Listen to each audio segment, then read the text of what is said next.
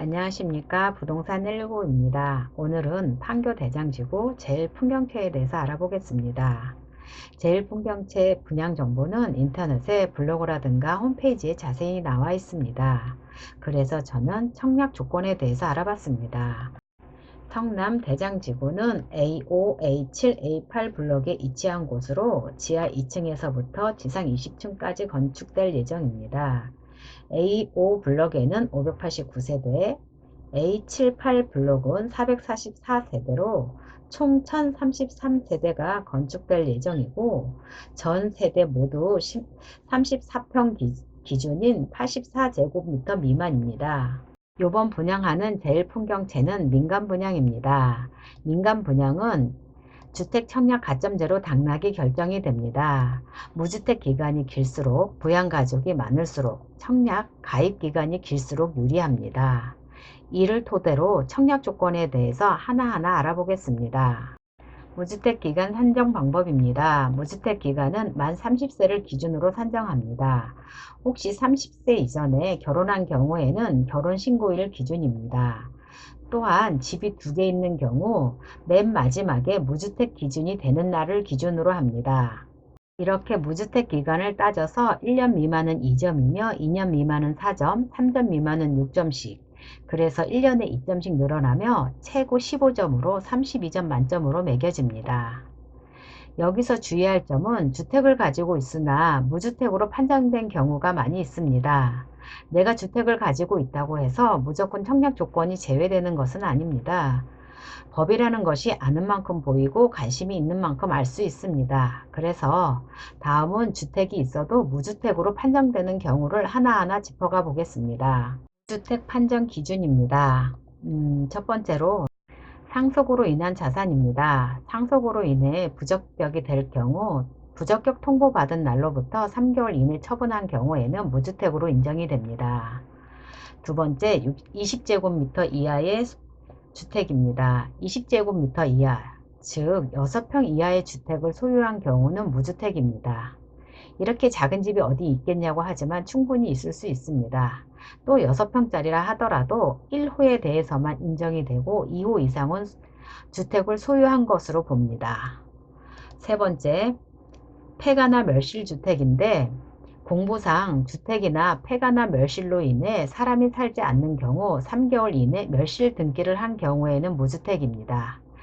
또 주택이 아닌 다른 용도로 사용된 경우에도 3개월 이내에 실제 사용한 용도로 공부상 정리가 된 경우에도 부적격 통보받은 날로 3개월 이내에 정리하면 무주택으로 인정이 됩니다. 다음은 무허가 건물인데, 무허가 건물은 건축, 허가 또는 신고 없이 건축한 건물을 말합니다. 고로 적법한 건물임을 증명하면 무주택으로 인정이 됩니다. 다음은 소형 저가주택입니다. 전용면적 60제곱미터 이하로서 수도권은 1억 3천 미만, 비수도권은 8천 이하 주택이나 분양권을 얘기합니다. 60제곱미터이고 전용면적이 60제곱미터이고 공시가격이 1억 3천, 두 조건 모두 갖춰야 합니다. 그리고 1호나 1세대만 가능하고 공시가격은 입주자 모집 공고일 가장 가까운 날 공시가격을 기준으로 합니다. 다음은 미분양 분양권입니다. 이제는 입주권뿐만 아니라 분양권도 주택수에 포함이 됩니다. 그러나 미분양으로 선착순위 방법으로 공급된 분양권은 포함되지 않습니다. 미분양 분양권은 최초 미분양 매수자를 말하며 그 분양권을 매수한 경우에는 주택수에 포함이 됩니다. 다음은 60세 이상의 부모님 주택인데, 주민등록표에 함께하는 60세 이상의 부모님을 말합니다. 함께 거주하는 부모님이 주택을 가지고 있어도 무주택으로 인정이 됩니다. 하지만 무주택으로 인정은 가능하지만 가점에서 제외가 됩니다. 여기서 60세 이상은 어느 한 부모만 60세가 넘으면 됩니다. 엄마가 넘든 아빠가 넘든 한 부모만 60세가 넘으면 되고, 여기서 또 하나 짚고 넘어가야 될 것은 60세 이상의 부모님 주택은 공공분양이나 공공임대주택, 노부모 특별공급은 무주택으로 인정되지 않습니다. 민간 분양에서만 무주택으로 인정이 되고 가점만 포함되지 않을 뿐입니다. 지금까지 무주택 판정 기준에 대해서 알아봤습니다. 다음은 부양가족 수 산정 방법에 대해서 알아보겠습니다. 부양가족은 아무도 없을 경우 5점이 기본입니다. 여기에 1인당 5점씩이며 6명이 최대 35점이 만점입니다. 부양가족 산정 방법입니다. 부양가족은 입주자 모집 공고일 현재 주택의 공급 신청자 또는 그 배우자와 같은 세대별 주민등록표에 등재된 다음 세대원으로 합니다. 부양가족은 크게 보면 직계 존속, 직계 비속, 그리고 배우자를 포함하는데 첫 번째로 배우자 먼저 알아보고 가겠습니다. 배우자는 세대 분리된 배우자도 포함이 됩니다. 배우자는 한 배를 탄 사람입니다. 그래서 배우자가 세대가 분리가 돼도 배우자는 가점에서 포함이 되는 것입니다. 외국인 배우자도 가족관계 증명서에서 증명만 된다면 국내외 거주에 상관없이 부양가족으로 인정이 됩니다. 다음은 직계 존속입니다. 본인이 세대주일 경우 부모나 조부모님, 배우자의 직계 존속도 포함이 됩니다. 여기서 주의할 점은 꼭 본인이 세대주일 때만 가능합니다. 엄마, 아빠나 할머니, 할아버지와 함께 있다 하더라도 본인이 세대주가 아니면 직계 존속은 부양가족에 포함되지 않습니다. 그리고 계속해서 주민등록표에 3년 이상 등재되어야 부양가족에 포함이 됩니다. 배우자가 분리가 된다 하더라도 배우자가 세대주일 때는 직계존속이 계속 3년 이상 등재된 경우에는 직계존속도 부양가족에 포함이 됩니다. 60세 이상의 엄마 아빠가 주택이 있다 하더라도 무주택은 인정이 되지만 부양가족 수에서는 제외가 됩니다. 그리고 엄마 아빠가 외국인인 경우에는 부양가족에서 포함되지 않습니다.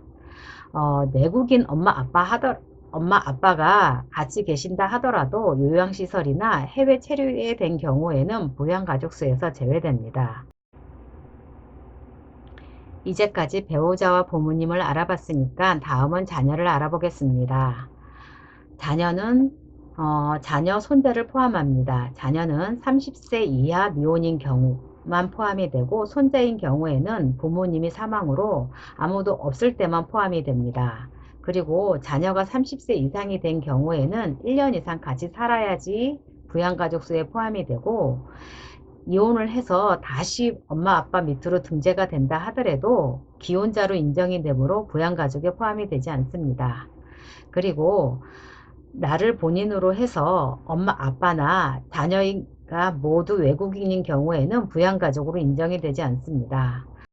내국인 직계 비속이라 하더라도 의무 복무 기간 및 해외에 체류 중인 경우에는 부양가족에서 제외가 됩니다. 군대 입대한 자녀는 부양가족에서 제외된다는 뜻입니다. 무주택 가점과 부양가족 수에 대해서 알아봤습니다. 다음은 청약예치금입니다. 청약예치금 이상 불입해야 1순위 청약 조건이 됩니다. 청약예치금이 얼마인지 얼마를 불입해야 되는지 알아보겠습니다.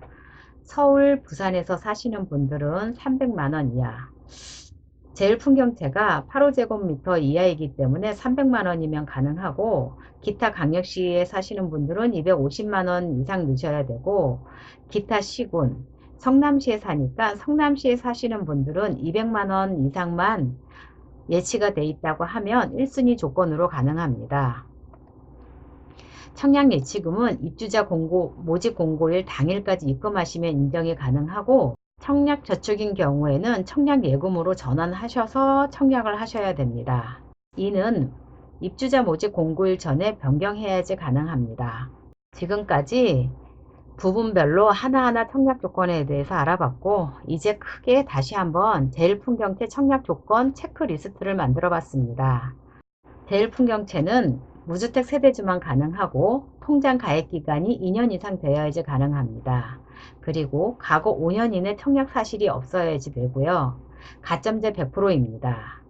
당첨자 발표일이 동일한 주택이 1인 1건만 청약해야지 가능하고 청약 부적격 시는 당첨이 취소되고 최대 1년 동안 청약이 제한이 됩니다. 투기과열지구이므로 중도금 대출이 40%만 적용이 됩니다. 전매 제한 기간은 3년입니다. 불법 행위 시 3년 이하 징역이나 3천만 원 이하 벌금을 받을 수 있습니다. 제일풍경채가 6월 말 정도에 분양을 한다고 하니 청약을 하시고자 하시는 분들은 미리미리 준비하셔서 청약 부적격이라는 가슴 아픈 사연일랑 없었으면 하는 바람입니다.